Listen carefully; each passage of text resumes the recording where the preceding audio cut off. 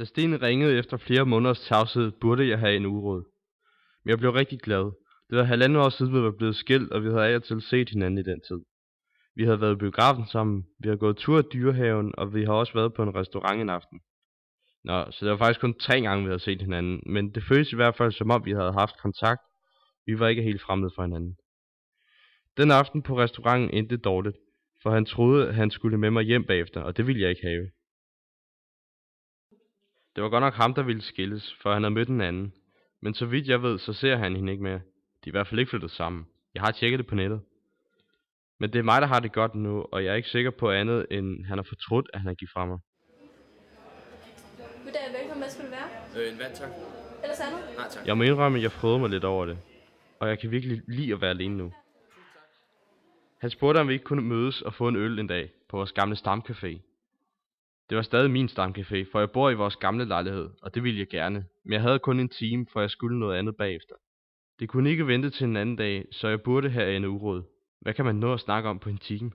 Især når manden aldrig kommer til tiden. Jeg bestilte en vand og havde drukket halvdelen, før han dukkede op. Han sagde ikke undskyld. Han anede sikkert ikke, han var forsinket, og jeg gad ikke skændes.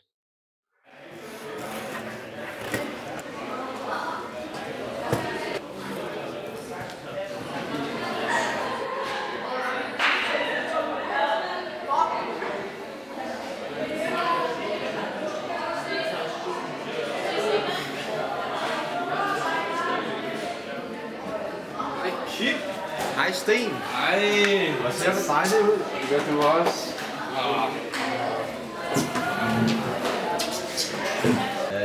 Anne fylder 30, for der holder en stor fest. Jeg burde jo nok holde en tale, men du kender mig. Det går bare ikke. Ja, det bliver sgu nok bare for stiv. Så jeg tænkte mig at skrive en sang. Det var da en sød idé. Ja, kan du ikke måske hjælpe mig? Hvad vil du have fra mig? Skal jeg skrive sang til dig, eller hvad?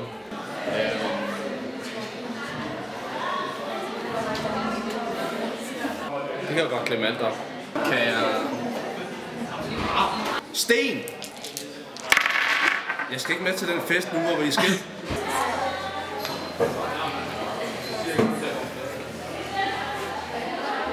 Skal jeg virkelig gøre det alene?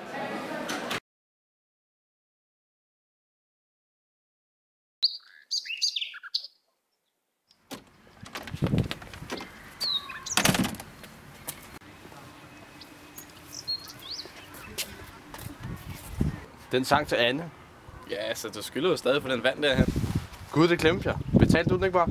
Nej, det gjorde jeg da ikke. Jeg var jo ikke sikker på, om det var sandt. Vi starter jo ikke sådan op. Kan du ikke bare betale den i morgen? Hvorfor kunne du ikke gøre det for mig? Du er forfærdelig.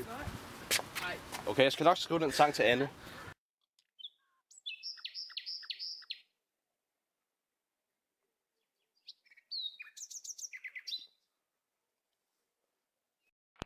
Og det gjorde jeg. Jeg gjorde endda alt arbejde med at skrive den, lave layout og sende den til ham. Han skrev tilbage, at jeg var en skat. Jeg smilede. Det var lige, hvad jeg var. Kunne jeg ikke have fundet på en bedre afskedsreplik? Vi skulle aldrig se hinanden mere, og jeg var sprudlende i godt humør. Blot trist, at jeg ikke kunne være med, når de rullede sangen ud, som gik på tørresnoren, som begyndte sådan her. Kære lille søster Anne, tænk at du er 30 år. Nu må alle gæster sande, sikke hurtigt tiden går. Du og jeg, alle andre, var jo børn forleden dag. Ingenting kan dog forandre tidens mange klokkeslag. Sikke noget vidunderligt ævl, jeg havde skrevet. Ikke et ord, som Sten kunne have fundet på. Det næste vers var i samme stil, og det sidste vers lød. Stakkels dig, din storebror kunne ikke skrive sangen selv. Han er jordens største røvhul, og han står i bundløs gæld. Til sin mand, han kunne sgu lige at slå din bror ihjel. Han er færdig med den mand nu. Hip hurra, farvel farvel.